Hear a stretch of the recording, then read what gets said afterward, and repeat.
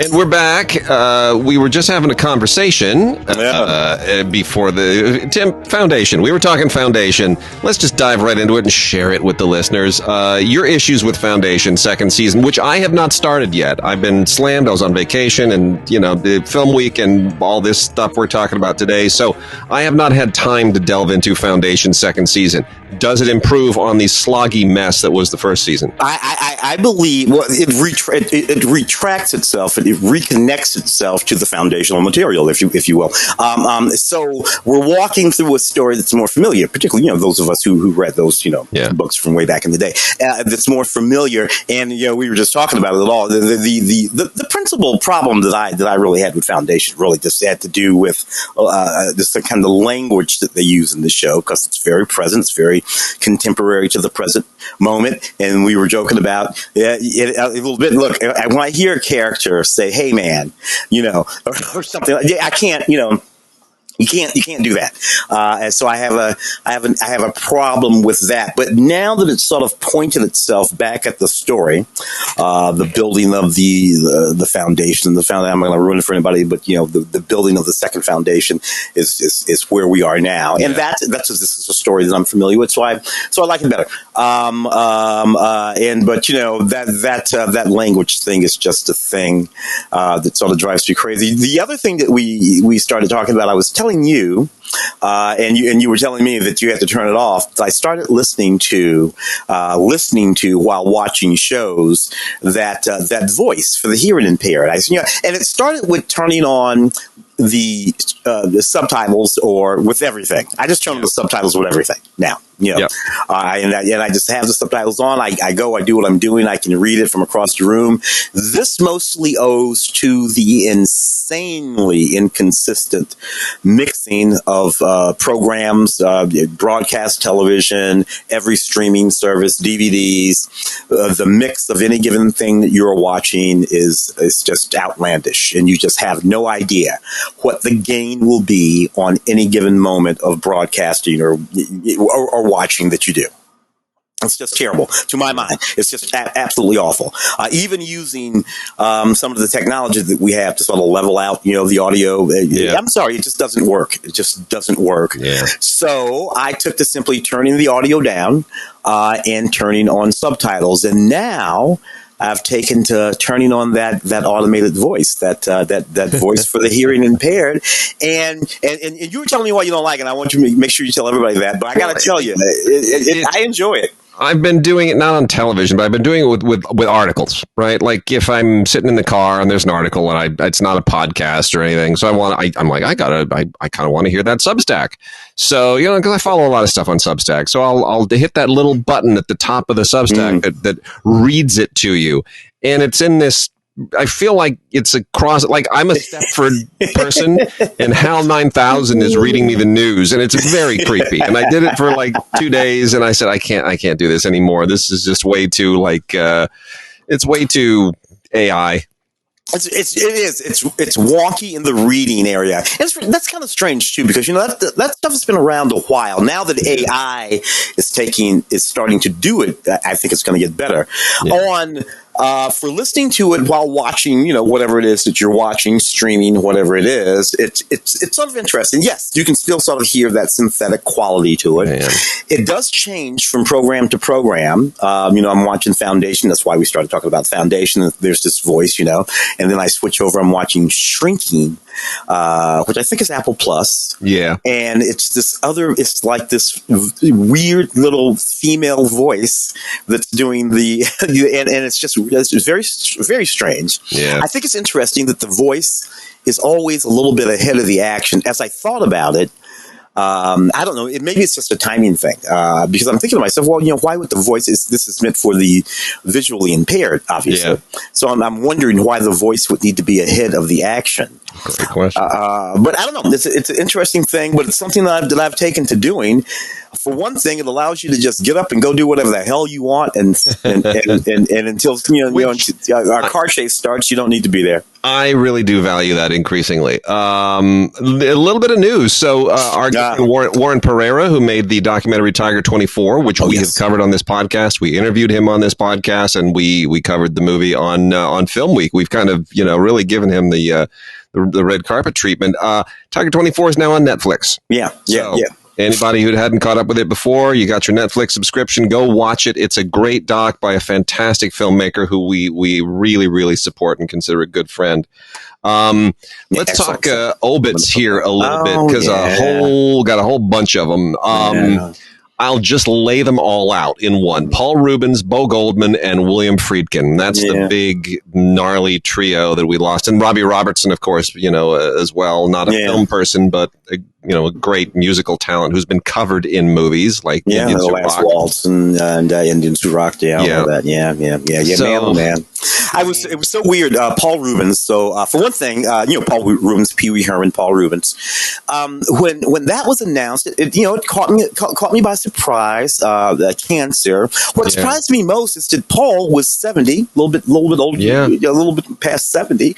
I don't know why. Maybe it's because of that Pee Wee persona. But Paul was always sort of in my head in that tiny little suit, somewhere around 38, 39.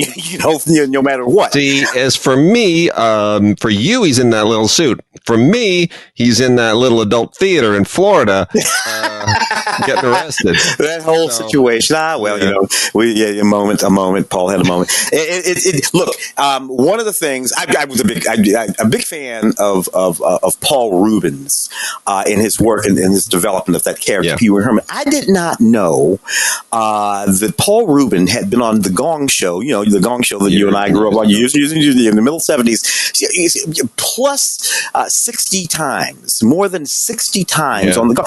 And I watched the Gong Show, late 70s, whatever it is. I don't think I ever knew. I just saw. I didn't know who he was. At the time. I guess I just had no idea. Again, it's like going back and revisiting the electric company and going, oh, that's Morgan Freeman. What's he doing on the electric? I didn't know he was. A nice soft shoe there he's got. So, and it's like, this happens to me all the time where I'll go back and I'll revisit a movie. Like it happened to me after Mad Men had its run. I was watching, as I do every Christmas season, I'll watch Love Actually. I love Love Actually. And then it gets to the end and I go, oh, that's January Jones. She was nobody at the time. It's a thing. It's just one of those things. Yeah. So anyway, it's a thing. But Paul, I did see him, a couple of times doing Nightmare Before Christmas live, recreating his original character in that, and he did wonderful work for Tim Burton, and he left a good, solid legacy. Pee-wee's a hell of a character.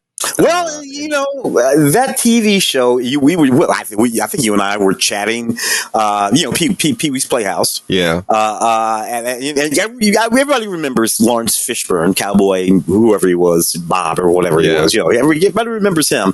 But I had forgotten that Jimmy Smits came through that show. Yeah. Mm-hmm. I had forgotten that and Patha Murkison, Law and Order and all those, homicides or whatever, these big heavy dramas, came through that show. I had forgotten all of those people came to that show. And Pee-wee reached out and tapped all of those folks personally.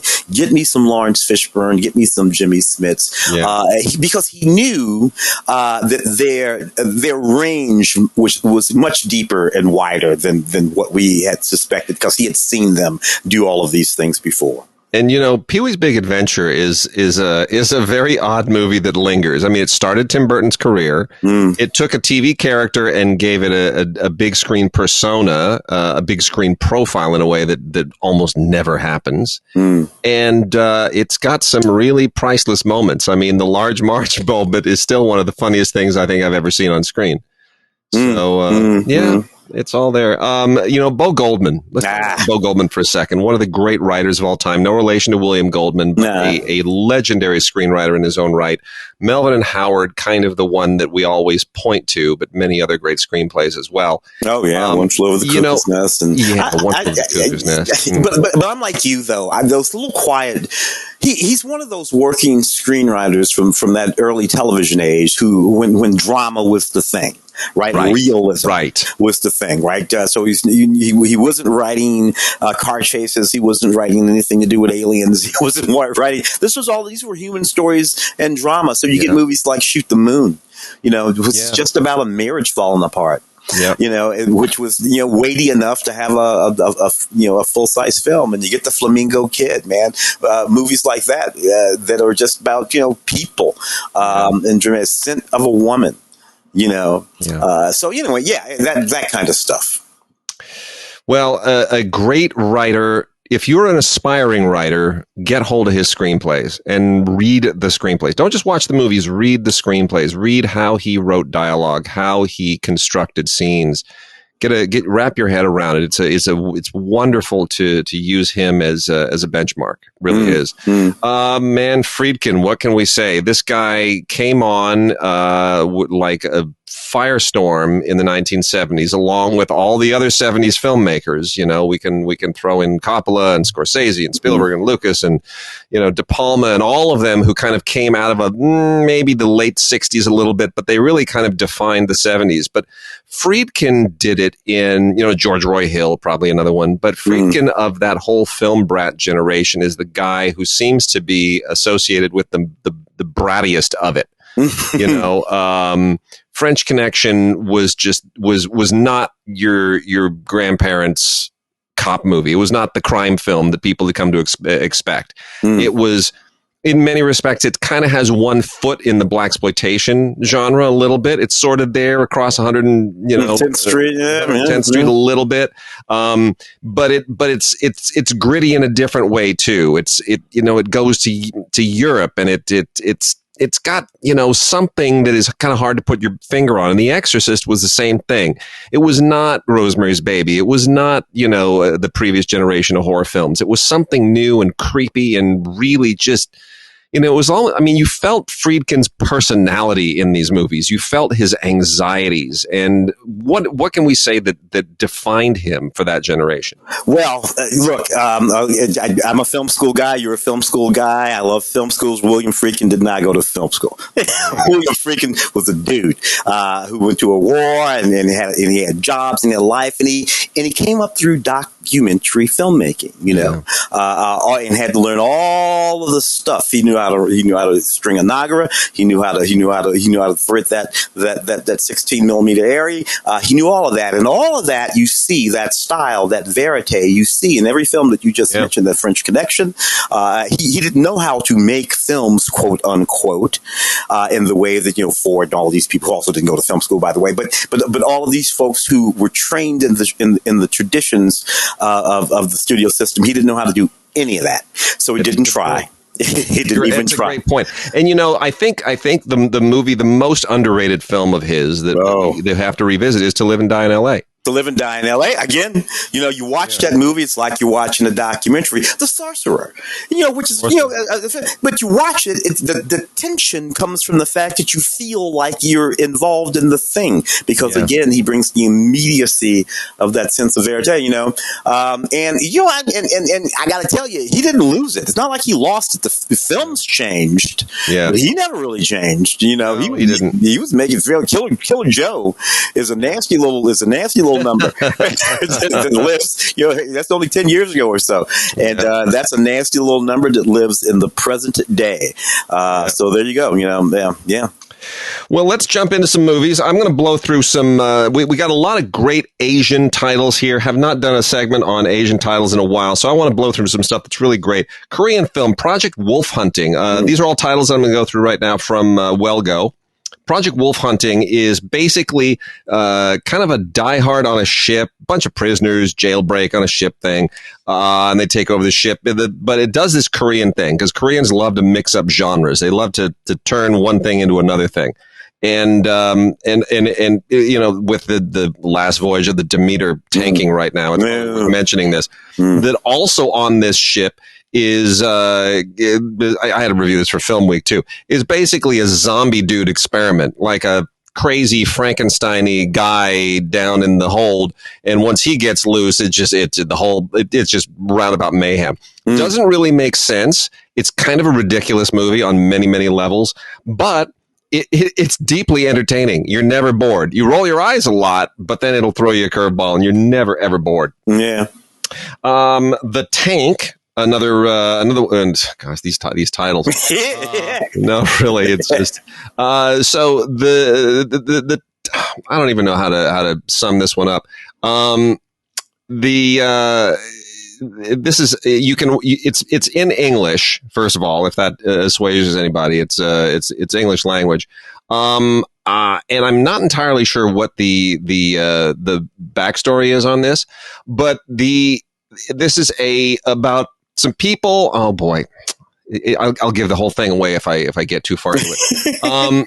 All right, it is about a family who inherits a certain property, and there are family secrets associated with it, and those secrets emerge in deeply troubling and frustrating ways.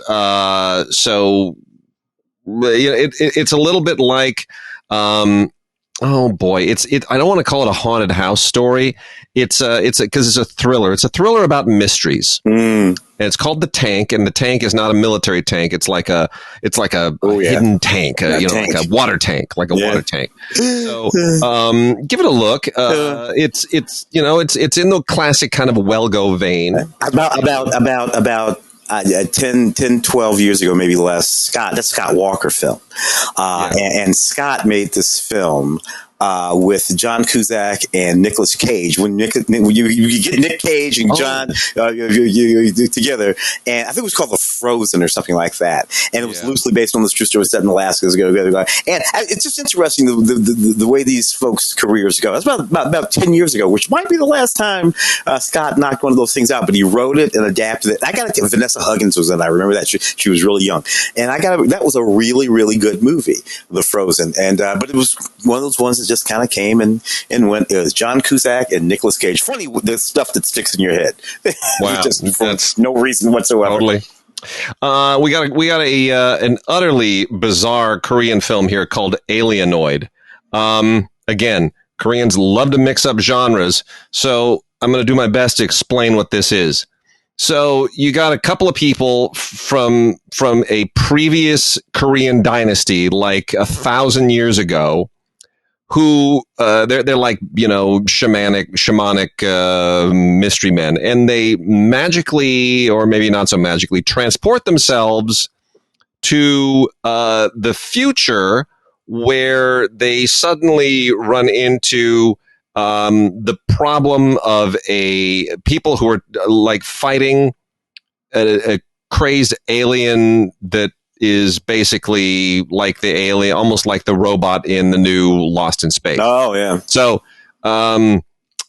it's fighting aliens, it's time travel, it's people from 1,000 years ago, it's people in the future, it's all of this stuff wrapped up in a story, which is beautifully made. Oh yeah. But do not think about it for a single solitary second, because the plot will unravel like a moth-eaten sweater. That's good. I'm sorry. The good-looking movies they make really great looking movies, full of a lot of good-looking people too. Yeah, I must say, and some of that stuff, and they make these movies for $1.95, but they look like they spent some bucks on them. Yep, it's for true. They get great production value out of this stuff. Absolutely top-notch production value. And then we have another Korean film called Night of the Assassin, which is just a straight-up kind of it's a facsimile of a feudal Japanese samurai film, like a Ronin film, Lone Samurai kind of thing, except it's set in the same facsimile of Korean history. So it's a period Korean feudal action thriller. You get swordsmen and you get oppressed villagers and all the usual stuff. It's basically a Ronin movie. It is. It's basically a Kurosawa film, but it's a lot of fun. It's really well done. Night of the Assassin: A Final Mission. And then a bunch of these on a new series of them. They're all Hi-Ya originals. These are all movies that you can see on Hi-Ya, which is the streaming platform for Asian and martial arts and action films. And these are all from that deal. So these are all Hi-Ya originals. Starts with Fist of the Condor, which is pretty great. I thoroughly enjoy this. This is, it's all martial arts. It's all takes place in the wake of the fall of the Inca Empire, 16th century, and they just use that as a backdrop to invent a new martial art and have a whole lot of fighting scenes. But it's pretty great, The guy who stars in it, Marco Zaror, whom you've seen in the last John Wick film and a few others, great fighter. So it's super cool that he gets his own thing. I think he's Hungarian or something like that. Yeah, big guy. Yeah, big, strong. That chin, got one of those chins. Got a young Ip Man movie here, as if we haven't had enough Ip Man movies. This has absolutely nothing to do with Ip Man's actual life story. This is just another one. This is trading on the title Ip Man. Throw that and some Wing Chun in there, and you're good to go. Probably one of the weaker Ip Man movies, but it's still got some decent fight stuff in it. They get it has a number of scenes that justify it. The Grandmaster of Kung Fu is a whole lot of fun. This is a mainland Chinese film, but it has that Hong Kong style before it, and of course they have to tie it in with Ip Man here. The tagline on the back is "Before Ip Man." Before Ip Man. Now we're before. We've exhausted Ip Man's life, right? But now we're going before Ip Man. There was Master Huo. All right, doesn't have quite the same ring to it, but there's a lot of as with a lot of Chinese films, a lot of anti-Japanese sentiment here. The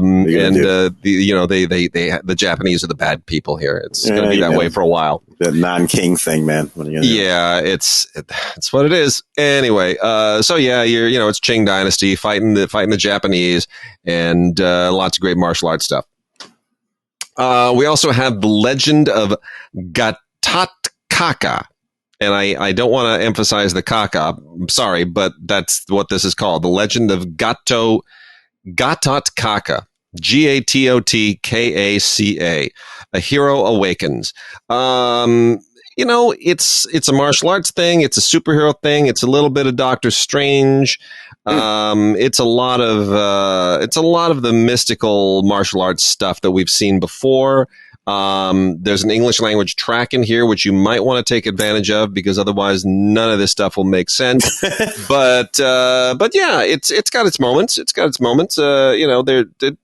doing superhero stuff a little bit differently elsewhere in the world. And then the last one here from the Well Go Well is Code of the Assassins. So this is another medieval swordplay thing, but it's more of the epic war. It's not in the samurai vein. It's in the vein of those period Chinese films, which are all about battling warlords and armies, and they're oftentimes Mongols. And this one, it's about a young assassin who is caught in the middle of all of this intrigue and these palatial plots.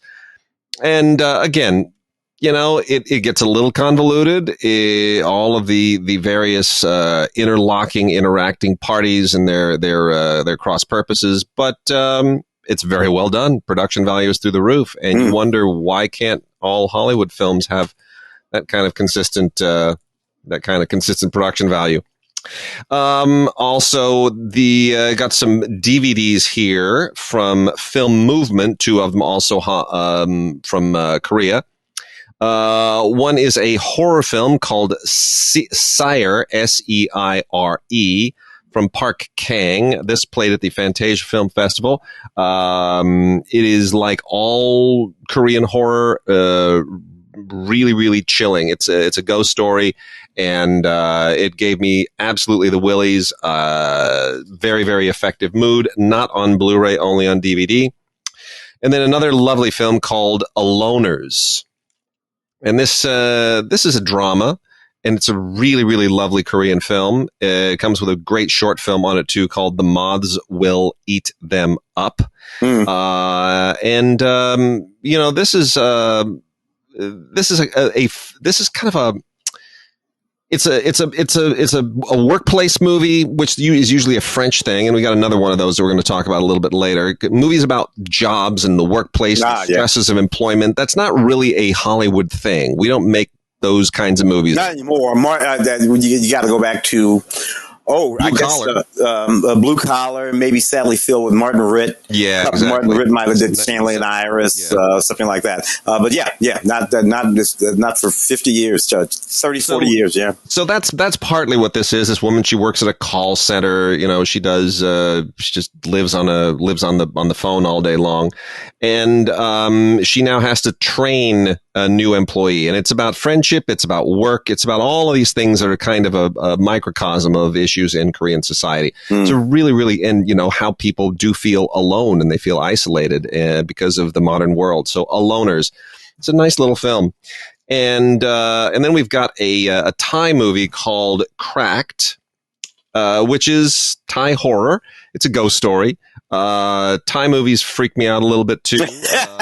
They do, because they always go to some weird village witchcraft thing. You know, there's always something about somebody who lives in a little hut somewhere in the mountains in the rain, and they've got a pot and they put weird put bats in the pot, and then ghosts come alive and start eating people. So there's all kinds of weird stuff going on with ancient stuff. Anyway, this has some shots. I'm not even going to say some scenes. This has some shots that will just make you scream.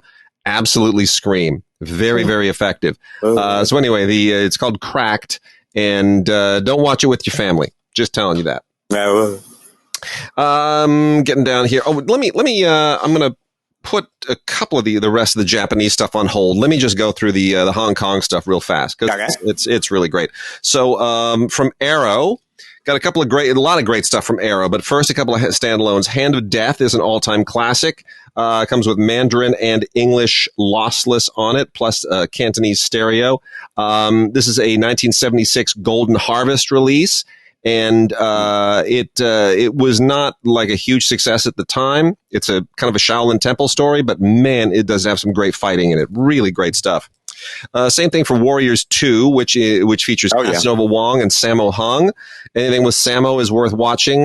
This is also and this was Sammo Hung's directing debut, by the way. So you see, it's a great director in his own right, better than Jackie Chan in many respects, I think. And then some great box sets. The Brave Archer collection. These are wonderful, wonderful movies. There are 5 of them on here.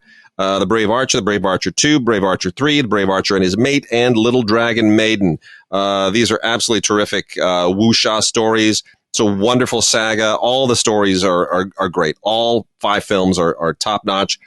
They've got a feature-length documentary on here as well, and audio commentaries, and it's all great stuff. It's a wonderful education in this film series, but in the wuxia genre in particular. I love the box covers for every single one of those. It's just beautiful graphic designs, so much energy and action. It's fabulous. And Academy Award winner Michelle Yeoh anchors the In the Line of Duty films, all 4 of them.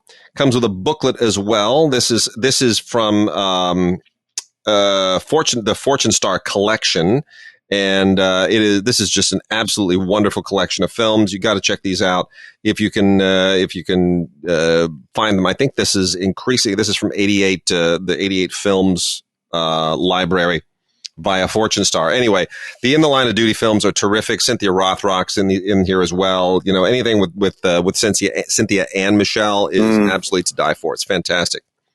One of my all-time favorites, Zoo Warriors from the Magic Mountain. This was directed by Choi Huck. There's been another Zoo Warriors since, which he was also involved in. The original, there's nothing like it. Absolutely fantastic. This is from Shout Factory, and it's one of the all-time great Hong Kong New Wave era wuxia films. Yun Bu, one of the 3 brothers with Jackie Chan and Sammo Hung, is the star. He's a deserter, and there's ancient vampires in the mountains, and it's a riot. It's absolutely a lot of fun. The fighting, the comedy, the whole thing is fantastic. Donnie Yen, a very young Donnie Yen, is all these people are in hot movies now. Donnie Yen, of course, the blind guy in the last John Wick. One of his earlier films is Tiger Cage, which has been bootlegged forever because nobody would put it out on Blu-ray. Shout Factory finally did, and they include the sequels as well, Tiger Cage 2 and 3, which are not as good, but it doesn't matter. There are bonuses on here. This is directed by Yuen Wu Ping, of course, legendary of early Jackie Chan and all the way to The Matrix. Tiger Cage is great action stuff, and it's kind of the movie that made Donnie Yen a superstar. Yep. Donnie Yen also made Iron Monkey along with Yurong Guang, which is the story of a kind of a Lone Ranger-y, Zorro-y type hero played by Yurong Guang, who wears a mask, and Donnie Yen is this dad who, winds up allying himself with him. Tiger Cage had a good run here in a hacked up version from Miramax and Harvey Weinstein. I actually interviewed Donnie for the first time at my house for that and got a piece in the LA Times. So I was the first person to interview Donnie Yen for a major American newspaper. Thank you for this movie. Yes. But it's a great movie. It is a great movie. Iron Monkey, awful lot of fun. Donnie Yen is terrific. Just the one, not the set. Iron Monkey 2, just the one. No. Just Iron Monkey 1. That's it. Okay. No other Iron Monkeys. And it's really the only one you need to see. Donnie Yen also stars in Sakura, which is a little bit of an offbeat thing for him, but it's also wuxia. It's based on a novel that I'm not familiar with. It was never released here in English. It's he's like a gritty martial arts master, and he's been accused of murder, and he has to come out of exile and clear his name, and it's a kind of a familiar trope, but it's still great. Jet Li, The Legend of Fong Sayok 1 and 2, a double feature that is absolutely to die for. This is wonderful. These movies have not been properly released until now on Blu-ray, and get them both. They're absolutely a joy. I remember seeing these at a Hong Kong Film Festival right when they were initially released in the early 90s. They defined Jet Li. He had only done the Shaolin Temple movies of significance before this, and these just put him over the top. These movies are hilarious, brilliant, funny, eccentric, beautifully shot. You just can't do better. Heart of Dragon, Jackie Chan and Sammo Hung together. This is like if you had done Rain Man as a martial arts film, that's what this is. Sammo plays a mentally handicapped guy. Jackie is his brother, and they have an awful lot of fun over the course of this movie. Don't think too much about the plot. It's really, really fun. And then more Jackie Chans in 2 volumes. The Jackie Chan collection, both of these from Shout Select. This is essential for anybody who wants to be a Jackie Chan completist. There's just an unbelievable amount of good stuff on here, but you got to kind of know the films a little bit. There's audio commentaries galore, backdrops on Jackie's career, and a lot of great stuff. Armor of God and Armor of God 2, Operation Condor, are both here. Absolutely essential. Crime Story and City Hunter, super fun. Crime Story is very serious. City Hunter is based on the video game. It's a little bit wacky. I'm always amused at this, by the way. City Hunter. Here's a little detour on City Hunter. So, what's his face? Norton. I forget get his first name. The bad guy. Oh, Richard Norton. Richard Norton. Thank you. Yeah, so Richard Norton plays the bad guy here, and City Hunter's basically Die Hard on a cruise ship, and you get some things that are not PC, like Jackie looks at a woman's chest, and there's like this little these hamburgers, like these hamburgers appear where her breasts are, and he reaches out because he's hungry. It's dumb, wacky, campy humor like that will never fly today. There's a musical interlude, like a teen boy band performs. It's all very, very odd movie. For reasons that you would understand if you're a Hong Kong fan. The director of City Hunter is a bit of a legendary figure. Yeah. But anyway, but here's the thing, Richard Norton. This is a white guy in Hong Kong who clearly understands his job is to play the bad guy in every single movie. There are no legit acting opportunities for him, and he's good with that. Yeah, he just plays out. Hey, and kept him going through a whole bunch of movies. That's it. So The Killer Meteors is on one of these volumes as well. Shaolin Wooden Men. There's just a lot of stuff here. Dragon Fist. Winners and Sinners is an awful lot of fun. The Protector in its original cut, not the American cut, the original Hong Kong cut. So, this is, Twinkle, Twinkle, Lucky Stars. These are great sets. You got to get these. These films are great transfers. Many of them have never been transferred here, have been shown here in proper form, so it's essential. And then lastly, a ton of Shaw Brothers stuff. So this is courtesy. Shaw Brothers will not keep their library together, so you got to piecemeal this stuff together a little bit. So we have Shaw Brothers Classics, Volume 1 and 2 from Shout. And there's a ton of amazing stuff here. The Assassin is top notch. Brothers 5 is legendary. There's like 11 or 12 movies on each of these things. The Flying Guillotine is here, which I absolutely adore. The Master of the Flying Guillotine, not here. I've done 2 audio commentaries for that. Yep. But the Flying Guillotine is the sequel, and it's fine. Not as good as the original, but it's fine. That's here, and that's nice. Man of Iron, the Bells of Death, the Flying Dagger, which wants to be a flying guillotine. All this stuff is really, really great. That's on the Shout Factory sets. And then we have Volume 2 of the Shaw Scope set series from Arrow, that's the top tier stuff. That's the really, really hot stuff. This thing is amazing. This is a big, beautiful box set like the previous volume is. And this includes double features on every single one of these discs. There are 8 discs, and the movies are My Young Auntie, Magnificent Ruffians, 10 Tigers of Kwantung, 36th Chamber of Shaolin, legendary. Disciples of the 36th Chamber, Return to the 36th Chamber, Mad Monkey Kung Fu, The Kid with the Golden Arm. All of these things are legendary films. You can't go wrong with any of this stuff. So if you're a Shaw Brothers fan, you will love all of this. All right. And let me just pull out a couple of, hold on here. Couple of Japanese titles here. Hideo Gosha made a lot of great samurai movies and gangster movies. We've got Samurai Wolf 1 and 2. If you're a Gosha fan, those are really, really good. Also great from the gangster end of things is Violent Streets. So these are all from Film Movement. And then we've got Ultraman versus Red King and Ultraman. This is from Mill Creek. This is a part of their Ultraman Battle Kaiju series, and this is the first volume, so there's going to be a lot of these. Ultraman versus Red King is basically Ultraman versus a really, really bad Godzilla suit. That's all I can. That's what it appears to be to me. I'm not a big fan of the Ultraman movies from that period, so I couldn't tell you. A more serious recent movie is Ultraman Shin, or Shin Ultraman. Excuse me.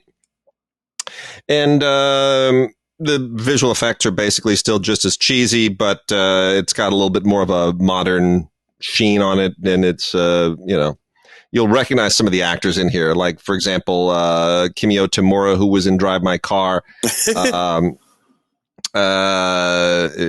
sorry. That's the character. Yeah.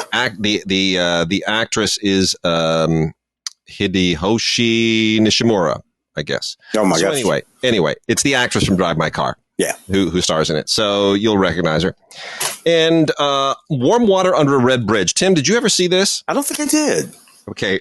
So Shohei Imamura, who has won 2 Palme d'Ors at the Cannes Film Festival, made this. What year was this? I can't even remember what year it was. This is like 20 years ago. Yeah, it's 2001. So I saw this and I reviewed this for Box Office at the time. This is a weird, surreal, wonderful fable. It's magical, but it's a totally, totally creepy movie. And it connects. It's mystical. It is clearly symbolic. I don't know that it's based on anything ancient, but it all takes place in a small village. And without giving anything away, there's a woman who her reproductive system is connected in some respects to the stream in the village. Mm-hmm. I can't tell you how or why. It still doesn't make sense to me, but when it is poetic, the way that it is all executed in a very creepy and weird way. But it's a It is a very unique film. And then Japanese filmmaker Naomi Kawase, a couple of films from her, Still the Water and Radiance, both of which are very, very beautiful and poignant and poetic. Wonderful filmmaker. Those are, if you're a fan of Kawase, these are worth checking out. Again, the films are Radiance and Still the Water from Film Movement. An anime film turned live action called Whisper of the Heart. Totally bizarre. I don't get it at all. It's got some sweet acting and a cat, and otherwise, I've never seen the anime. I don't think I want to after seeing that. Koreeda, beautiful, wonderful filmmaker of Shoplifters, which was Oscar nominated. Miyazaki is one of the writers of that. I was just noticing that Whispers of the Heart movie. He's not a director, but he's one of the writers. He was one of the writers of the original anime. Yeah, interesting. Yeah, I don't know. This thing's I don't know it. I don't know it either, but yeah. It's a little bit odd, but it is what it is. And then the Koreeda film Broker, which is lovely, absolutely lovely. Kind of continues some of the themes that he started in Shoplifters, and Song Kang-ho, the great Korean actor, is the star, and it's really beautiful. This never got a great release because of the pandemic, but it's worth rediscovering right now. Broker, it's beautiful. Yeah, one of the ones I talked about on Film Week. Very good. It's good, right? It is. It's really good. And then the last two are basically. Japanese gangster movies. Yakuza Graveyard finally gets its Blu-ray premiere. Hasn't been out before. Kinji Fukasaku, the great gangster film director from Japan. This is an epic film. Yakuza Graveyard. Just trust me, it's amazing. And then Game Trilogy, which includes the movies The Most Dangerous Game, The Killing Game, The Execution Game, all starring Yusaku Matsuda. And it's just good, solid 1970s, late 1970s era, gangster crime stuff. Great era for Japanese cinema. Movies are tough, not overly graphic, and you'll have a lot of fun. Really, really well written, but they're straight up kind of noir genre films and beautifully, beautifully shot. And that's it for the great Asian titles. So let's talk about new stuff, television, 4K. You tell me. Just real quick, if you don't mind popping over to the Arrow, just because there are a couple of movies in there, Last Starfighter and all the rest of the world, from the 80s and 90s, the early days that I really, really dig, particularly Last Starfighter, Nick Castle's film.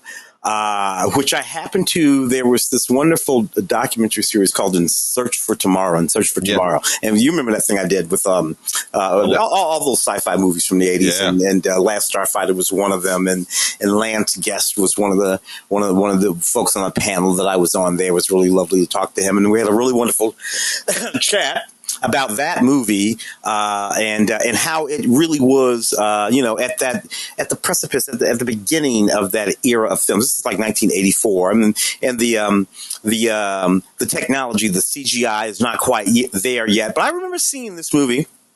Catherine Mary Stewart and Lance Guest and all the Daniel Harold, and really, really thoroughly enjoying it and thinking it was a whole lot of fun. This movie has been talked about for a remake for a while, and I'm not sure you could capture the magic of it, because it was a moment when video games were innocent. Like, video games now are so sophisticated that we expect everything to be kind of like Ender's Game isn't even realistic now. Like, everyone expects, like, oh yeah, I could totally defeat an alien empire because I've been playing whatever game, and people will take it seriously. And the idea of a kid who goes to the arcade and is good enough at a video game that qualifies him to engage in intergalactic battle, that was amazingly sweet and innocent on an E.T. level kind of wish fulfillment thing in the 80s. Yeah, it really was. Yeah, exactly.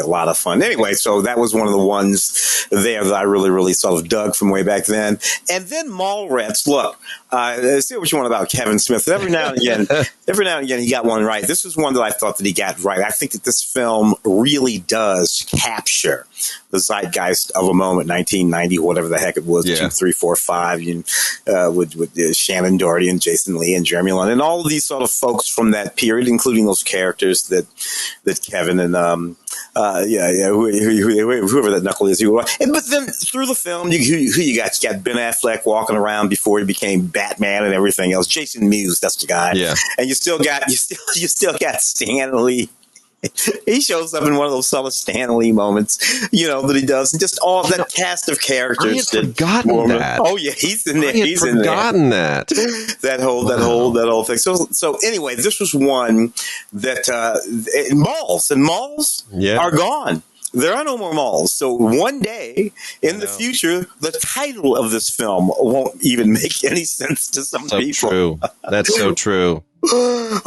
Waterworld, same year, 95. Yeah. Kevin Costner's big, gigantic movie, such a huge movie, so much anticipated for this film that they built an entire the theme presentation at Universal Studios here, for the film, which long after the film flopped at the box office, that Waterworld theme, it's not a ride, it's like a presentation thing, which I attended many times, was still there. And I have to tell you, Waterworld is a film that, it took a good kick. Kevin Reynolds directing. Yeah, they were saying Road Warrior on water. And all that kind of stuff. I remember thoroughly enjoying this film at the time, and in the many years since, having, when it pops up here, it pops up there. It gets me down. It gets me to sit down and watch it for a little while. It's a very energetic film. It's a lot of fun, and Dennis Hopper is just having a damn good time in this movie. He really is. And it's worth noting, Waterworld, Mallrats, and The Last Starfighter all on 4K. These are their 4K debuts from Arrow. One other one from Arrow, not a 4K. It's only Blu-ray, but make quick mention of The Assassination Bureau, which is a super fun film that has been out a few times, but never with all these never looking as good as this, and with some of the extras that this has. It has a new audio commentary with Sean Hogan and Kim Newman, and a 30-minute appreciation by broadcaster and historian Matthew Sweet, which kind of puts this thing in its context. For those who don't know, this is I don't want to call it a superhero movie. It's kind of like a Mission Impossible-y sort of thing that is set in 1908, just before World War I, based on a novel that Jack London never finished. And it was published after he died.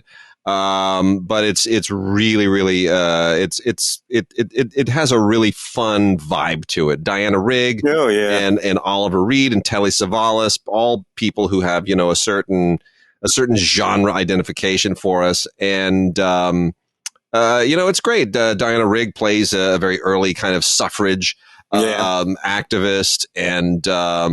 And she, discovers this secret group called the Assassination Bureau, and they've been around a long time, and all the pieces start falling into place, and it's really quite fun. Oliver Reed is really has a lot of fun with this. It's one of his most enjoyable parts. So, Assassination Bureau. From Arrow. Diana Rigg. Anything with young Diana Rigg, forget about it. Any Diana Rigg. Yeah. What do? We can do Criterion. Criterion, if you don't mind, because there are a few there. I was doing After Hours, for instance, is at the top of that list. And Criterion, After Hours, Martin Scorsese's film, and I was talking about something, and this movie came up. Oh, I know what it was. It was Beau is Afraid, the Ari Aster, which we're also talking about. So, want to talk about that in the same? I guess we squeeze them all together because the one thing is I'm not not nuts about a lot of Ari Aster, but certainly Beau is Afraid is an interesting film. It's really, really long, but when I got to thinking about it, I could tell that it was drawing a lot from, at a minimum, After Hours, if not some other sort of films from the period that had that sort of sense of a roaming psychological character just roaming around. There's a lot there. This to me is a lot more fun than Beau is Afraid, which is has more in common probably with I don't know the guy that wrote Adaptation. Charlie Kaufman. Yeah, a lot of that kind of connected, all that kind of stuff there. But anyway, this movie I remember liking a whole lot, and it's kind of off the beaten path for young Martin Scorsese. Well, After Hours is also a 4K debut. Tons of extras on here, including a commentary with Scorsese and Thelma Schoonmaker, and another commentary with Scorsese. Scorsese and Schoonmaker and Michael Ballhaus. And Griffin Dunn is in on it as well. I've not had a chance to listen to that yet, but I will. That would be neat. That would be neat. Yeah, got to be neat. Beau is Afraid. Well, as long as we're on the subject, that's also out. Comes with from Lionsgate. Gets a digital copy on it. I have not watched this. I know you watched some of it. Yeah, a good chunk of it. It's 3 hours long. It's 3 hours long. Yeah. And look, as I say often about Ari, he makes films that are interesting, that I find interesting, but he's yet to make a film that I actually like. Yeah, Midsommar and Hereditary, and they're very internal and all of this, and I appreciate the filmmaking, but I don't actually like any of these movies. And this is another one, Joaquin Phoenix. Beau, and it's a film about a guy and his relationship with his mother. It's an extremely unhealthy relationship with his mother, and how that manifests itself inside his psyche, his internal psyche, his external existence. It's divided into these sort of like large chapters that we sort of work our way through. But that's at the end of the day what's going on. Every place, whether it's inside his mind or in the real world, there is his mother lurking over him, and his guilt and all kinds of things. I will say this, Joaquin, again, in a very, very committed performance of a movie that I appreciate but don't actually like. Using the word committed very loosely. Yeah. So other 4Ks from Criterion here. Let's kind of pick and choose. And Breathless. I see that one. Breathless. Yeah. Godard's Breathless on 4K, a movie that was not even shot on 4K. It was shot on 16 millimeter with a lot of grit. I can tell you this. I don't know that movie needs to be in 4K because there isn't 4K worth of data on that original 16 millimeter film. Yeah. But I am grateful for what they did, because it certainly does feel richer and more kind of in the moment. Especially all the scenes where you see everybody on the streets of Paris looking into the camera and thinking, what are these people doing? I mean, this is guerrilla filmmaking, 101. Yeah, talk about Friedkin. None of these guys went to film school either. Yeah. It's interesting that 4K. What I noticed is that it renders things that were never really black, black and white. We say black and white, but there was never anything in that film that was actually black or white. Yeah. No. it was not really. In the 4K, there are things that are black and there are things that are white. There's a silhouette of when Gene Seberg is walking through an alcove toward the light. And she and he, but mostly she, is carved out in black and white. That was never that crisp before. Yeah. So I don't know. It's kind of interesting, and I don't know that it's correct, but when they're running down the streets, black and white at night. Yeah. The lights of the cars, it's black and it's white, which is that's interesting. Also on 4K, and a very strange choice for Criterion to go 4K on this. So I will let Tim weigh in on why he thinks they did this. I have no idea. The Renown Westerns by Bud Boddicker with Randolph Scott. That's Renown, Ranown.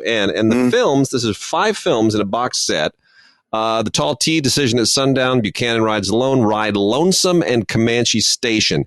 I am not a fan of any of these. I'm not really a fan of Randolph Scott generally, but I get he had a moment where these films were, these are all kind of late 50s, early 60s, 57 to 60 is when the films were made. Yeah, some of that foundational material, which I know more, the Tall T, I think it's Elmore Leonard. Yeah. If I'm not mistaken. Elmore. So I don't know, the sort of foundational material in some of that stuff, because Elmore was basically doing noir. So the Tall T, that would be that an example of how noir can be in any genre. Because that's a noir. And so, but there you go. Why on 4K though? Why would we put those 5 films in 4K? There's a lot of saturation in some of them, but I don't know. It's a good question. It's a good question. You crank up to Da Vinci, but it's not like it's not like these were ever Technicolor or anything like that. No. Well, anyway, we also have Thelma and Louise on 4K. Ridley Scott kind of stopped doing genre stuff and became a real filmmaker in the eyes of a lot of people with this movie. They thought, wow, it doesn't have aliens, or it's not futuristic. It's not, kind of actiony. It doesn't have that genre-y thing that he's being associated with, because he had done prior to this, pretty much it was, The Duelists, which was, dual, kind of still an action sort of thing. Alien and Blade Runner and Legend. And, suddenly he's doing something that is just a legit drama. Boom. Real filmmaker. Yeah. A lot of great extras. Script. Yeah. Documentary in here that features everybody. And, does this film hold up? Tim, does it hold up for you? Well, actually it does. This is really one of my favorite films of 91. I guess it's 91. It's 30 years old. Oh yeah. You're there, Callie Corey there, and, Gina and Harvey. And interesting that for Ridley Scott, you think of Ridley Scott, and what Ridley Scott turned out to be was a woman's director. Yeah. Obviously Ripley, Sigourney Weaver, and this film here and a few others. You wouldn't have thought that about Ridley, but when it comes to Ridley, that's what he turned out to be, a woman's director. Even that film that he made with the one with Adam Driver and that's really that's really her film. So does this hold up in a certain sort of way? Culturally, does it hold up? That's really the question, right? Because culturally, over the years, this film has taken a beat down, and then it kind of a cultural comeback in sort of the post-Me Too sort of movement. So it's an interesting sort of thing. I always was feeling it way back in 91. But it's interesting to see how the culture sort of puts a film through the ringers in some ways. Akira Kurosawa's Dreams in 4K is a wonderful thing. This is 4K and Blu-ray combo, and it is a wonderful thing. I first saw this film projected. It was shot in HD. It looked ugly. It didn't look the way it needed to look because it was HD and they transferred it to film, and all the technology was a little bit wrong. It's been very beautifully cleaned up. Wonderful. All the colors are vibrant like they were not at the time in 1990. And, what a lot of people remember most about this is Martin Scorsese playing Vincent van Gogh and disappearing into his own paintings. And you're like, wow, Martin Scorsese directed by Kurosawa. Who knew? There's a great audio commentary on here by Stephen Prince. Really, really beautiful. It contextualizes everything perfectly. And then a documentary by Catherine Cadu, who's was a longtime translator for Akira Kurosawa. Great interviews here. Bertolucci is interviewed, Inarritu, Hayao Miyazaki, and Scorsese. Really, really good stuff. So a lot of great extras on here. I'm still waiting for a big old Kurosawa box set, but in the meantime, 4K for Dreams, which is a series of vignettes based on his actual dreams. Like Kurosawa made these little short films about his dreams. It's interesting. Yoshiro Honda, not usually credited with some of the writing that he did on some of those sequences there, which I always thought was sort of interesting. But yes, his dreams.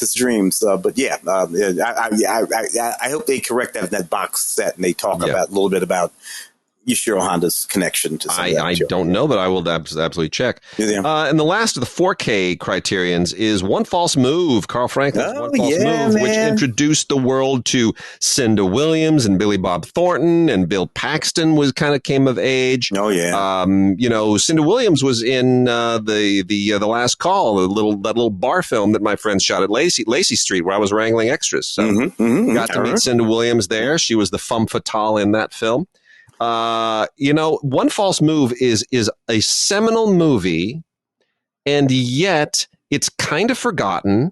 Carl Franklin's directing career went back to TV not too many years later. Billy Bob Thornton doesn't really show up much anymore. So why I've been trying to figure this out. This is such a seminal film, but it didn't create a huge amount of momentum for everyone in it. Not like it would if it were today. Well, it was a momentum for the moment. And I knew a lot of these cats back in this is 91, 91. And there they were. Oddly, Billy Bob, who had been acting, I think he was on a sitcom or something like that. And he had, what had he done? He had written something else. I can't remember what it was. And then Billy Bob had that career as an actor and a director. What did he do? Sling Blade. He did Sling Blade and whatever. And then he would be in these big old movies, Armageddon. And I think he pops up in Oliver Stone's U-Turn. It's this really weird thing that went on with Angelina Jolie for a while that we've all forgotten about.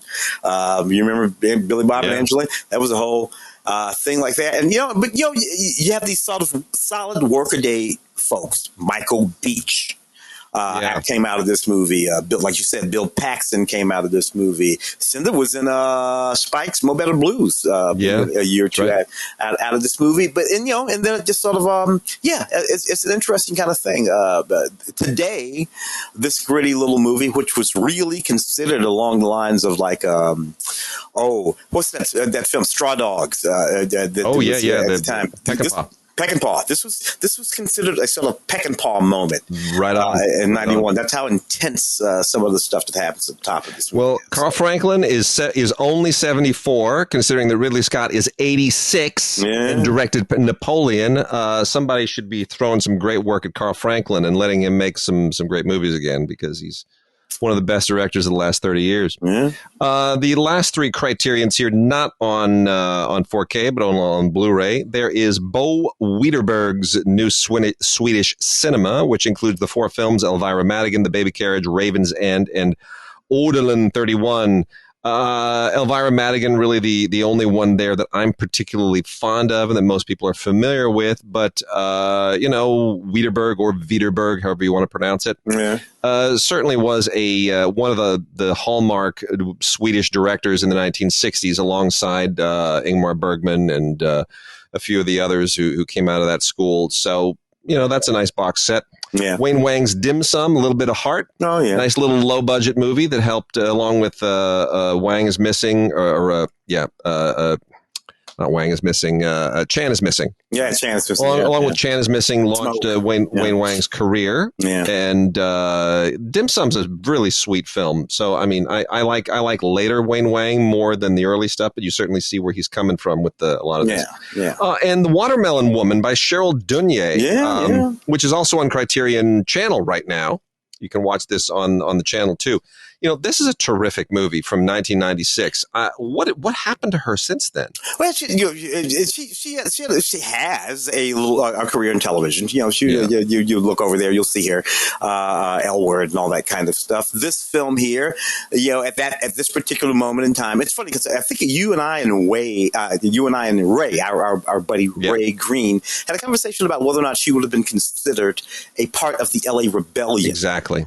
At that time, that sort of late 90s. What would that be, like right before you, right after you at UCLA? LA Rebellion kind of starts just before me. It's around 83, 84 that it starts, and it kind of sort of ends in some people's minds around 1990, which is when I was there. Mm. So it's it's an imprecise thing, but the actual filmmakers who were part of it, they basically span late 70s to about mid 80s. Mm. That's when their work is there. So it's I would include it personally because I think that if nothing else, she is a descendant and offspring of that movement, and certainly pays homage to it. Yeah, but I get why it's a question mark. So, well, certainly in terms of the gay and lesbian cinema, it'd be foundational there for sure. For whether or not, interesting. But now, really, really great movie, and I'm glad it's getting the Criterion Collection treatment. That's really great. I am too, and especially because it ties into a performer from the 1930s who was known as the Watermelon Woman, which is this wonderful kind of the mystery at the middle of this, and it's really great. It's a terrific film. It really is. It's a really strong independent entry. Another from a decade that was just filled with them. Where next? What should we hit? Let's see. How about we dash ourselves over to some of that Warner archive material? There's a whole bunch there. Excuse me.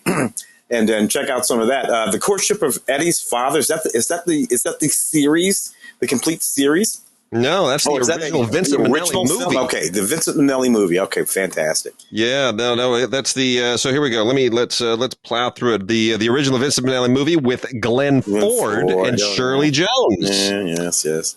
Really interesting because the idea of broken families and single parents was a thing that was really only being explored in the 1960s, and there were a ton of those TV shows. We talk about it, right? I mean, the 60s had the Brady Bunch combined, two of them, and there's Family Affair and the Griffith Show, and My Three Sons, and all that stuff. It was like a thing, man, for a while. It was. Yeah. Ron Howard, I had forgotten, played Eddie.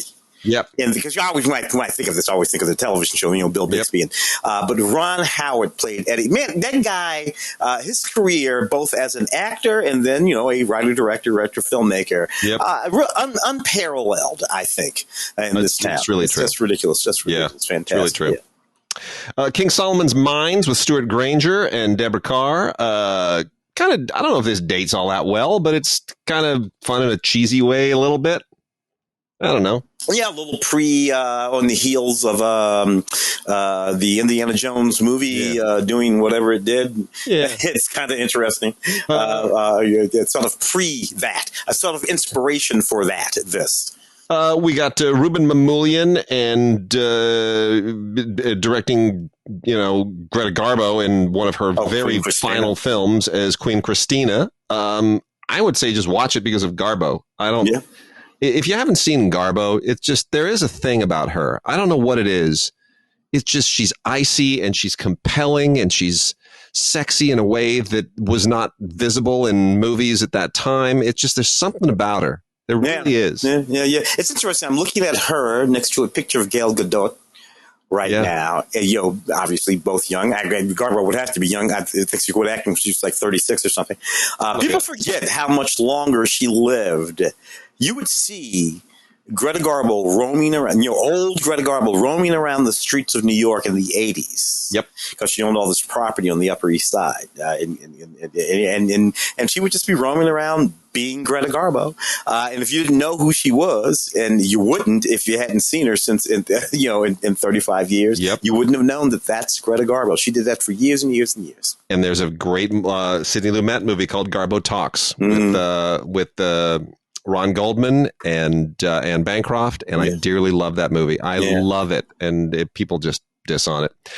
Dory Sherry, great producer, great old indie producer, did The Boy with Green Hair. Oh, yes. Back in the day, and this is such a popular film for so many people, and I just don't get it. I have never gotten it.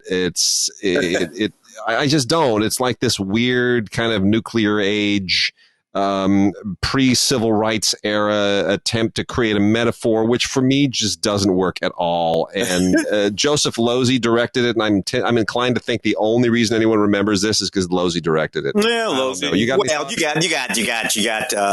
young Dean Stockwell. Roaming around this movie, he's the kid, and he's so it's if you watch it today, Barbara Hale is in this movie. She's a Perry Mason secretary. It is sort of a neat sort of walk down memory lane in that sort of way. But you're right, Dwayne Hickman is in this movie. But you're right, it's an odd little movie that's a reference to all kinds of things. So yeah. What are you gonna do? Hey there, it's Yogi Bear. Really nothing else to say about this. This was a feature-length Yogi Bear movie, and it overstays its welcome a little bit, but back in the day, I thoroughly enjoyed it. So there is now the feature length Blu-ray of Hey There Yogi, it's Yogi Bear. The original Women in Prison movie before Jonathan Demme started doing them is Caged. Yeah. Caged was quite a thing in its day in 1960. I think this was 1950. 1950. Yeah, it's the John Cromwell film, right? Yeah, that's the one. Yeah. Yeah, I mean, Eleanor Parker and Agnes Moorehead and Ellen Corby, who was later on the Waltons. Everybody, nobody had done a Women in Prison movie. I guess I got to give them credit for it. It's not. I don't think it's that great, but it's. Dangerous When Wet, a great Esther Williams movie from MGM. It's an Esther Williams movie. It's a little schmaltzy. It's a little melodramatic. You're really watching it just so that you can see Esther Williams do some Busby Berkeley style water dance with Tom and Jerry. That's really all it is, and that's there it is. It's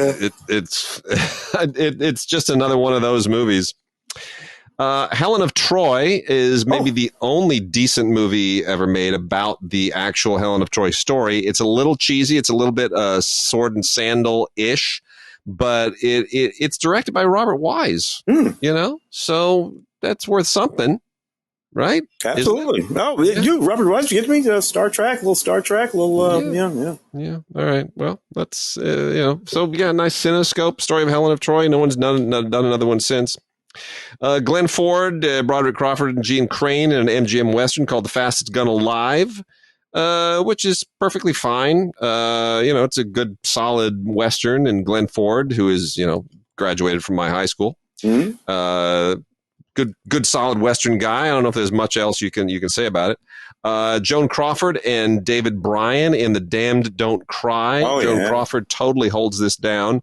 Better movie than I recall it being originally, but it's still kind of a hard-boiled B-level noir. Mm-hmm. So absolutely, absolutely. Yeah. Hang on with that. I see Angel Face there, Olive Preminger's film. Oh yeah. I remember liking that movie a lot. For one thing, it's Robert Mitchum and Gene Simmons, ridiculously beautiful Gene Simmons, Angel Face. Speaking of which, that was really, really good movie. I love that one a lot. And produced, Preminger directed it for Howard Hughes. Mm-hmm. Howard Hughes was from that Hughes moment. That is a good film, and anything with Mitchum and. Howard Hughes was into Gene Simmons too, I think. Yeah. A couple of Academy Award Best Picture winners here. The original Simran, based on the Edna Ferber novel, by many considered to be the worst Best Picture winner in history. I think that's being a little cruel. It's about the 1899 Oklahoma land rush, which is kind of also the subject of Far and Away, the Tom Cruise and Nicole Kidman. Mm-hmm. Yeah. But you know what? I mean, it won Best Picture because it has a huge epic land rush moment in it. And everybody looked at that and said, "Holy cow, how did they pull that off?" And in the early 30s, that was a big deal. Yeah. So I mean, Simran is an important historical artifact. A little more important is the Broadway Melody, which was also a Best Picture winner, and I think a very, very deserving one. This was Harry Beaumont's MGM effort, which was one of the first big musicals that really kind of showed what musicals could do and what they could do with sound, and kind of trying to open up the capabilities of movies. And they would repeat it again and again and again. Broadway Melody at 36, Broadway Melody at 37, Broadway Melody at 38. Oh, man, they made a ton of these. Yeah. So this is the original Broadway Melody, and it is a nice artifact. It really kind of holds up in some interesting ways. Yeah. Let's talk for a second about The Old Man and the Sea, the Spencer Tracy adaptation of the Hemingway. Yeah. John Sturges, great widescreen director here. We know him from things like the Dirty Dozen and a lot of other great movies. Does this capture the book? Because it's been a long time since I read the book. Oh, well, it's very presentational and traditional, but I suppose the book is too. So to the extent that something, can capture the book in that way, I would say that it does. Looking at this, it's really fun. You can see the matte paintings, back That's there. True. You can kind of see all that stuff there. So the sense of dire in this is sort of gone. But on the other hand, in that presentational sort of form, Spencer Tracy doing that sort of accent thing that he's doing there. But it's a movie. I kind of like it. A musical that tends to get overlooked a lot is from the early 40s. Do Barry Was a Lady. And this is before she had her own TV show, Lucille Ball, at a moment where she was on the verge of being a musical movie star. And she is the object of affection for, are you ready for it? Red Skelton and Gene Kelly. Mm-hmm. They're fighting over Lucille Ball. Very, very peculiar little bit of casting there. Tommy Dorsey and Zero Mostel are in here for the ride. Arthur Freed produced it. Roy Del Ruth directed it. Good, solid MGM bunch of people. I think it's a fun movie, but it is certainly in light of what all of them did later, Red Skelton Show and all of Gene Kelly's other movies, and Singing in the Rain and her, this movie, they even call this movie is why Lucy came to be known as a redhead. She wasn't a redhead. This movie is why she's so beautiful, and this Technicolor is a redhead. She decided to adopt it as her hair color for the rest of her career. Isn't that wild? It starts with this movie. And then Elizabeth Taylor and Van Johnson, absolutely delightful in The Last Time I Saw Paris, which also features Walter Pidgeon and Donna Reed. Good, solid melodrama, good, solid MGM melodrama from the early 1950s. Very much in the moment. The fashion is so 1950s. Just seeing Donna Reed and Elizabeth Taylor in those great 50s fashions is just terrific. Yeah. But it's a little bit, it's a little bit in that Peyton Place mold. It captures the moment of the post-war malaise and post-war hope all at the same time, and it's set in Paris, for crying out loud. You just can't go wrong with this. Richard Brooks keeps everything from getting a little bit too melodramatic. It's based on an F. Scott Fitzgerald story, but very loosely adapted by Brooks and the Epstein brothers. But I think it's perfectly wonderful. I think it's a great film, and it ages very, very well. It sort of it suggests the kind of work that he would go on to do. He did a lot of writing, Richard Brooks, but he would go on to do. It's kind of like what we were talking about with Friedkin, this sort of really realistic sort of thing. Yeah. As a director, and they would become more and more realistic. So you get your Elmer Gantry, and you're In Cold Blood, and before you know it, you're looking for Mr. Goodbar, which is just like absolute realism there. And this sort of walks into that path.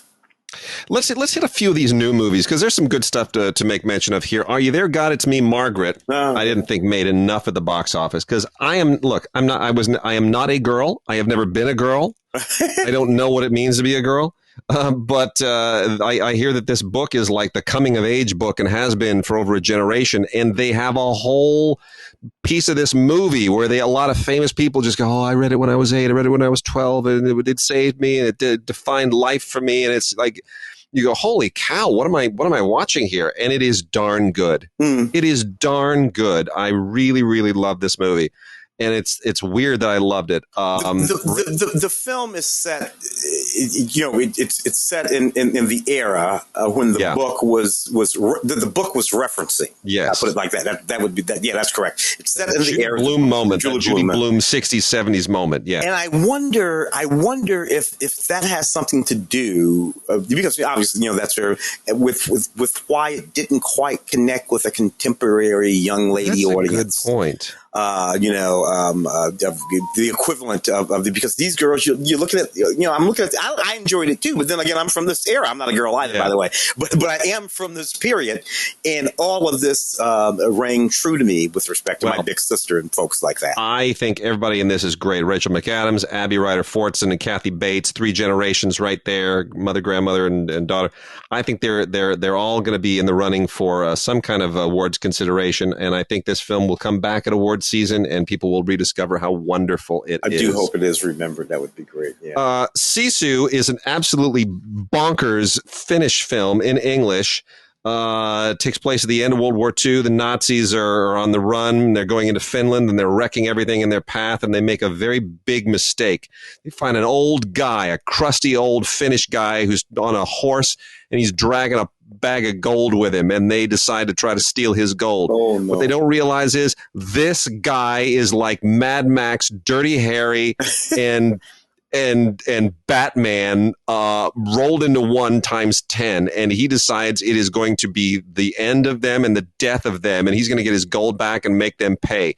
And this old guy is just not to be believed. This movie is brutal and gory just to the nth degree. How long before this is what would this be? Who's going to play this guy in the English? Oh, in an American remake? Oh yeah. Who's going to play this guy? I'm sorry. This is an American remake. They'll probably just nowadays they'll just dub it and put it on Netflix. Yeah. But who would have? Because it's just really that good. I don't know. I mean, I would have, it would have been Clint Eastwood 20 years ago, but not Clint today. It would have been Nick Nolte 10 years ago. 40, Charlie Bronson 40 years ago. So for sure. I don't know, but man, what a crazy movie. I'm also a big fan of Fool's Paradise. Charlie Day wrote, directed, stars in. Nice throwback. It's like being there. You love this movie too. We had fun with this. Yeah. It's like being there crossed with Chaplin and Keaton and all the rest of the great silent comics. And it's about this hapless homeless guy who doesn't utter a word in the whole movie, played by Charlie Day, who literally stumbles into movie stardom. Yeah. And somehow it just works out for him. This movie is absolutely hilarious. And Ken Jeong plays his agent and manager, who also stumbles into discovering him. Great supporting bits from a ton of people. Malkovich and Jason Bateman. Ray Liotta's in here as a crime boss. It's fantastic. Kate Beckinsale is the movie star he winds up marrying. It's just too funny. Really, I mean, if you like Peter Sellers being there, that sort of thing, it really lives right in that space. And you can tell that Charlie is a student of all of that. Your Harold Lloyd, your Chaplin, he's the student for all of that. And he brings it to bear. And it's very, very, very, very, very, very funny. Yep, it is really funny. There are a couple of laughs in here that just sent me over the edge. Book Club, the next chapter. Didn't watch it. Didn't see the first one. Have no interest in doing it. But a bunch of actresses who are well past their prime seem to be having fun. Diane Keaton, Jane Fonda, Candice Bergen, Mary Steenburgen. And I have been told that in this edition of Book Club, the next chapter, nobody actually reads a book. Hey, look, I'm not going to talk crap about any. I guess we'll call them senior. Actresses, performers, getting a chance to star in movies. I know that women within the range of these women love these movies. They do. I know they love seeing themselves up there on the screen. They love seeing Don Johnson, who I think, by the way, is too young for all of these broads. you old cradle robbers, you. But nevertheless, so what I say about these movies is, hey, give the ladies what they want. Asteroid City. What'd you think of Asteroid City? Look, man, you and I have experienced the entirety of Wes Anderson's career. We started in this business when there was no Wes Anderson, and we came into those movies. And I got to tell you, these films have gotten more and more twee. Now, and particularly if you think about that first film, Bottle Rocket, right? Yeah. There's nothing twee about that film at all. It's a nasty little Jimmy Conn half gangster movie, And then, so now I appreciate what Wes does, but sometimes I feel like he is just, dude, you have got yourself in that little egg that is the universe in which you create this film. This film is a play set within a film that's on a television show. So we're watching this play about this place called Asteroid City, which is it's just this whole thing. And you think of it as, it really is at the heart of it just a lovely little movie about grief. That's all it is. Jason Schwartzman's lost his wife. He's got these kids. He's got to raise. That's all it is. But he couldn't just fucking make it. Just make that movie, dude. Just make that movie. It gets lost in the obsession with style, with having everyone have that kind of monotone delivery, with the camera constantly being on a dolly and moving sideways and then moving sideways again, and all of the style. It's like he's doing a parody of his own. Like he's caught up. He's trapped by the expectations that he himself has created. And does it have to look like my parents bleached out chromachrome slides from 1964? Does it have to look like that, bleached and kind of faded? Because that's what the look is, and that's not the 1950s to me. It's look, and we go and look. I like a lot of the performances here. Tom Hanks happens to join his little, cast.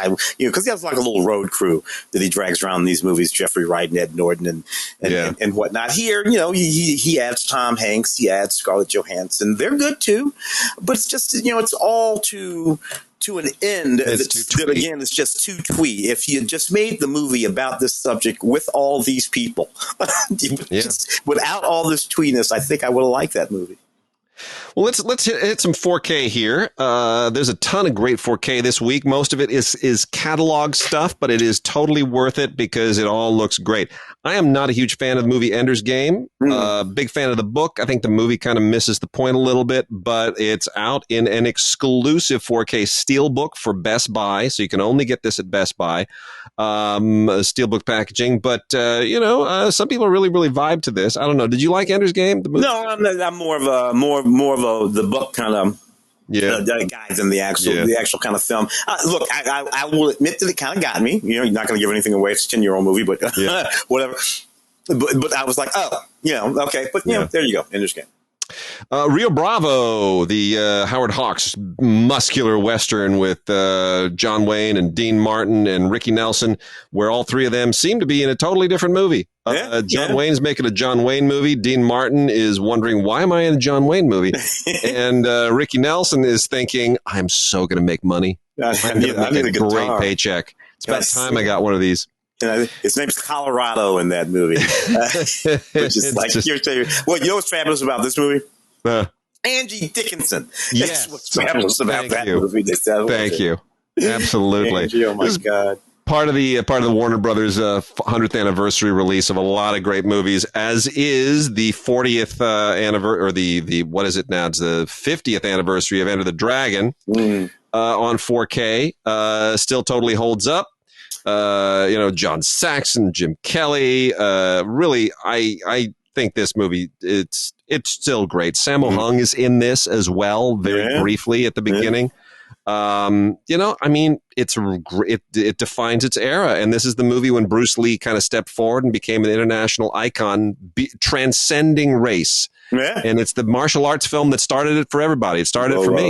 Bolo. It's funny. This and hip hop born the same year. Yep, I think it's fantastic.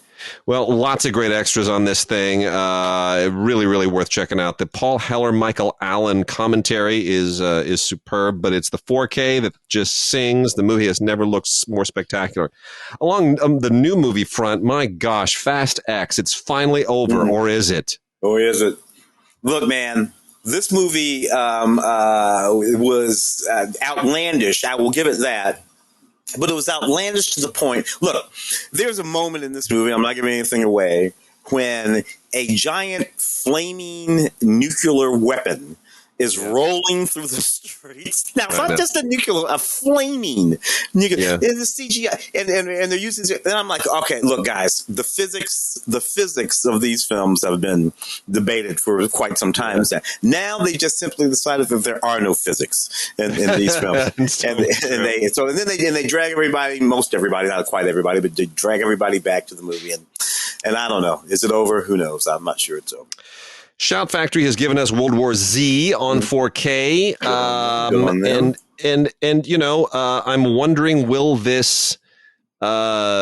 there be a sequel, as they keep hinting? Any thoughts on that?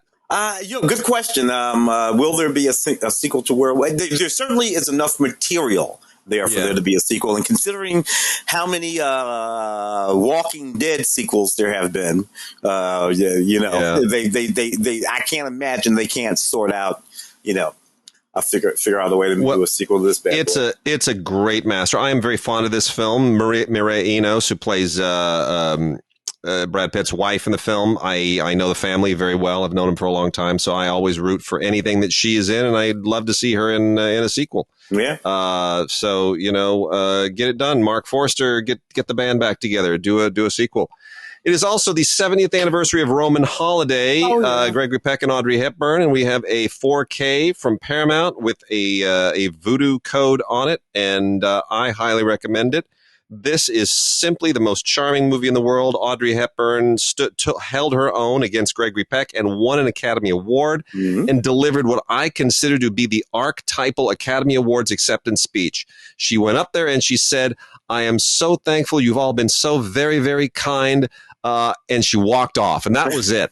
That was basically it. She didn't thank her agent. She didn't thank her co-stars. She didn't thank anybody. She just said, "You've all been so very, very kind." And she was borderline tears, and then she walked away, and everyone loved it. Yeah. That's what everyone's speech should be. Get in, you get out, and the show is over. I love it. I love it. William Wyler, you can't go wrong. It is really, no, you can't go wrong. It's just a wonderful tour of the city, and it's a sweet story, and Gregory Peck is wonderful as a scoundrel who is lovable. Yeah, little Dalton Trump. East of Eden, Elia Kazan, John Steinbeck. I mean, what do we with James Dean? Julie Harris. What do we say about this movie? Does it rock like it did at the time? Well, you know what? The James Dean being a part of that, the coming of the transition from that sort of presentational form of acting, which everybody else in this movie is doing. And by the way, I mean, everybody, even the good people, Raymond Massey, Julie Harris is very good. They're all good, but they're all engaged in that very classic to the moment presentational form of acting. And then you got this guy, James Dean, who's engaged in this method, inhabiting this character, emotions that seem, and there are moments that Raymond Massey is plainly uncomfortable.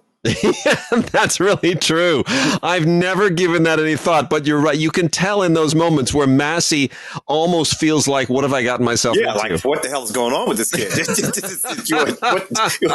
somebody going to yell, cut? I think this kid's losing it, But that is what really elevates those moments in this film. So that's the thing. I teach this film a lot when in acting classes that I do with James Dean, because you can put a marker on him, you can put a marker on Brando, you can put a marker, and then you can follow those guys straight through to your Dustin Hoffman's, your Popeye, who played Popeye, all those guys. Gene Hackman. Thank you very much. Just walk right through. You know what else is a landmark in method acting? Ferris Bueller's Day Off. Not really. But you know what I love about Matthew Broderick? Whenever asked, what will be the thing that you remember? He says, Ferris Bueller. Yes. You'll be honest. Matthew Broderick played Ferris Bueller, and you know what? He's okay with that, and I love that about him, which is why I think I like that about this movie that much more. Well, anyway, that's on 4K, a Steelbook edition. This movie holds up. It is more fun to watch than any movie has a right to be. It's John Hughes at his very best. John Hughes always had two sides to him. He had the kid, the really inside teenager side, the Breakfast Club side, and then there's the Home Alone side, which is in Vacation, the wacky stuff. And I think it all comes together here. I think this is the consummate John Hughes movie, all sides of his personality, and I love it. And it is on 4K. And, it's got the John Hughes commentary before he died, and you can't go wrong. It's a steelbook. Do it. Yeah. Nightbreed is also on 4K. I don't know why. Maybe you can tell me why this movie has any following at all. I always thought this was just lame. Clive Sheffer. Yeah, although David Cronenberg is walking around this movie, and he's a lot of fun walking around this movie, David Cronenberg. It's one of those Clive adaptations before Clive just went completely bonkers and off the rails. Look, you got to be into Clive, and I've never been particularly into Clive, but if you are, I suppose that this will work for you in the way that those Clive Barker adaptations work. Interesting that he directed it, he wrote it, it's adapted from his own stuff. So what you got is what he intended. That's so if you ever wanted to get inside his head about what his stuff should look and sound like, this is one. And then 3 final 4Ks from Warner Brothers. There is Justice League Warworld, a DC Universe movie, which is perfectly fine. They're all pretty well written by comics people, and this one's okay. I mean, it's a little bit. It's the Wonder Woman Batman Superman tandem again, and it goes a little bit far afield for my taste, but I know that fans like it. There's also Babylon 5: The Road Home, which is an original Babylon 5 movie. I am not a Babylon 5 junkie like some people are. This is basically an animated thing, so it's got some original cast member voices. Bruce Boxleitner and Peter Jurassic and Billy Mummy and a few others. I don't know. It feels like stretching the franchise a little far, but again, I'm not a huge fan of it. And then the first season of The Last of Us, the HBO series, is on 4K, and that'll dovetail us into TV here. How do you feel about The Last of Us? I am very mixed. I thought it was pretty strong. First of all, I don't know anything about that game. Didn't play the game. Don't know anything about the game. I thought it was pretty strong in terms of its presentation of an apocalyptic narrative. What I liked about it were those standalone. And none of them are standalone, but because it's sort of all out of sequence. So that sequence with Nick Offerman and Mary Bartlett, that I thought was just absolutely extraordinary. And I loved it when it was doing that. The sort of walkthrough narrative, I'm sorry, with all of these Walking Dead, pick whichever one you want to pick. They eventually become repetitive. Yeah. Because there's really only one thing that can happen here. We have our heroes. Our heroes will be under threat of being overtaken by, whatever it is you can overtake them. I think it's mushrooms or some shit in this. I don't know what it is. Yeah. Or vampire, whatever it is. And then they have to survive that threat. And whoever is lost. And then we do it again. Well, I can only take one season of The Walking Dead doing that. I'm not sure why I would want another whole bunch of seasons of this doing that. Yeah. So we shall see what happens. Let's wrap things out with just a little bit of TV here. The Venture Brothers have a standalone Blu-ray release of Radiant is the Blood of the Baboon Heart. Of all the titles you could go with, that's the one you went with. Okay, fair enough. Anyway, and this goes along with the Venture Brothers The Complete Series on DVD. I just don't know never was how I feel about the Venture Brothers. Never was a Venture Brothers guy. Never was. Yeah, it's fans only for that one. Tim, you've mentioned Fear the Walking Dead a couple of times. We've got seasons 1 through 7 on a box set here. DVD, not Blu-ray.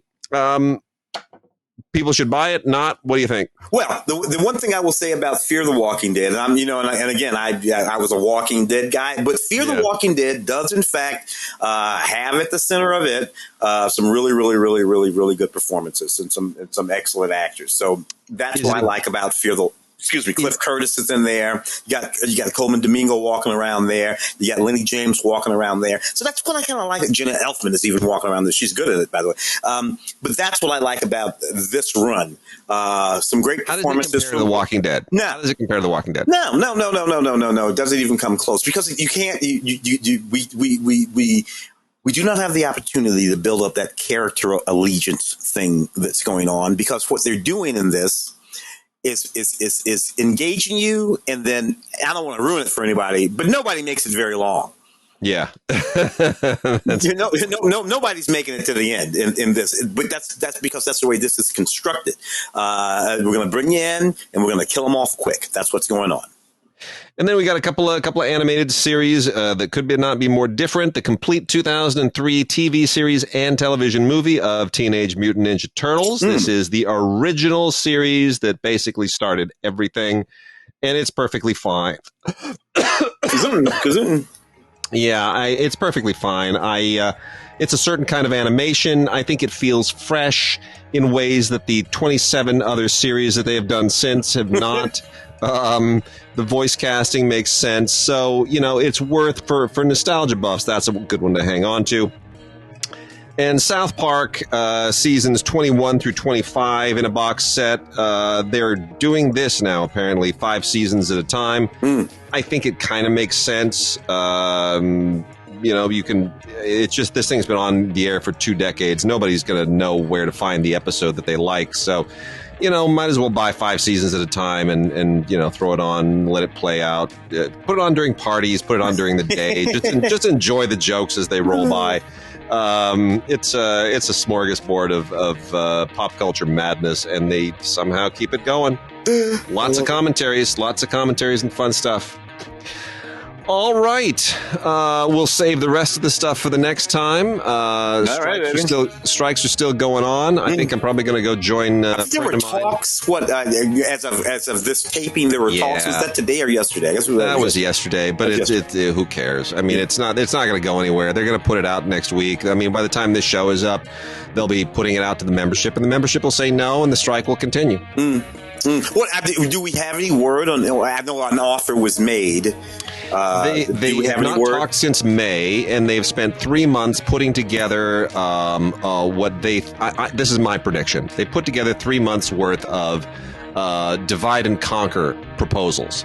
So they're trying to figure out what can we offer certain smaller constituencies of the Writers Guild that will peel them off, so that the guild will not be on strike anymore. They're going to try to peel out so that, showrunners will give them a little something, and then these writers will give them a little something, and these writers will give them a little something, and that way everybody will feel like they're getting something, but they'll cave on the AI. They will cave on the pension fund and the residual and the data stuff. They're trying to divide and conquer. That's my prediction. I don't think it's going to work. All right, interesting. We'll talk about it next time. All right. Yeah, we'll see what happens then. Wow.